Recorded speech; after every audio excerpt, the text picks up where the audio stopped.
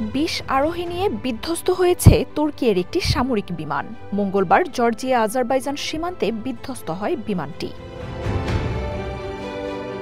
তুর্কির প্রতিরক্ষা মন্ত্রণালয়ের পক্ষ থেকে সামরিক কার্গো বিমানটি বিধ্বস্তের কথা নিশ্চিত করা হয়েছে। C-130 কার্গো বিমানটি আজারবাইজান থেকে তুর্কিতে ফেরার সময় বিধ্বস্ত হয়।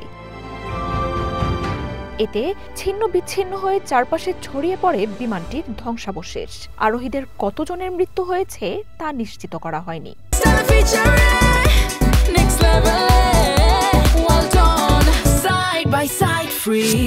দুর্ঘটনাস্থলে চলছে উদ্ধার অভিযান। নিহতদের জন্য শোক জানিয়েছেন president Recep Tayyip Erdogan. Badire ile çıkarız. Rabbim şehitlerimize rahmet eylesin. BBC জানিয়েছে, কোনো ঝুঁকি বা সমস্যার সংকেত ছাড়াই হুট করে রাডার থেকে অদৃশ্য হয়ে যায় কার্গো জেটটি। এরপরই বিধ্বস্ত হয় সেটি।